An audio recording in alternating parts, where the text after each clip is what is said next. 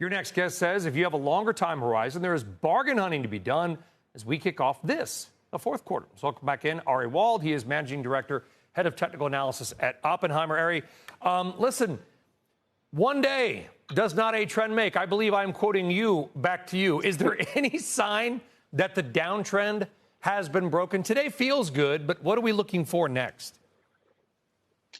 Yeah, it sure feels good. Rates down, stocks up.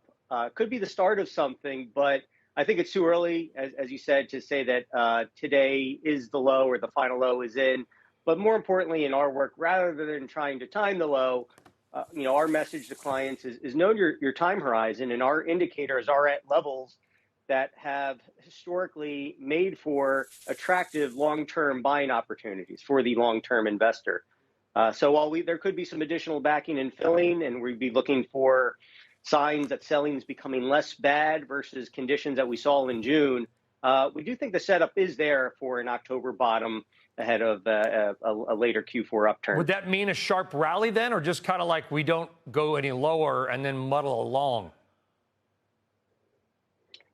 Well, the turn is a turn in the upcycle. I think the idea is that our indicators are consistent with a bear market low and what would be an upturn in the equity cycle. And we could think about returns in terms of what we would expect to see at the start of a new bull market, as our feeling is that the market has priced in a lot of the downside scenarios that you and I have probably talked about, and you've talked about with a lot of your guests in recent weeks and recent months.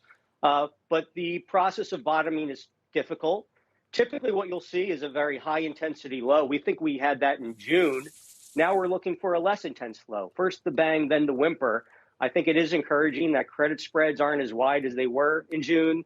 We're seeing signs that selling intensity is becoming less bad based on the VIX, and fewer stocks are falling as well. So the setup is there for that bottom and a new bull cycle. Good news. All right, let's hit a couple of names here if we can. Love talking about oil and gas. New name, Texas Pacific Land, TPL. What do you like about them? I like it. Well, energy sector, that's been a leadership area. We are starting to see some bifurcation underneath the surface. I think you want to stick with your E&P exploration and production names, side away from oil services. On the E&P side, Texas Pacific Land is a standout. The chart is a standout, and here's why. It's just starting to break above very important resistance levels from the second quarter of 2021.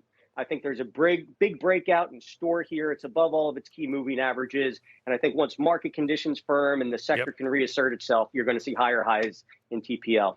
And then Paycom, Payc, one of the lesser known payroll names. Yeah, you want some rotation as well. I think tech, low momentum sector, positioned to turn and act and lead at a new upturn.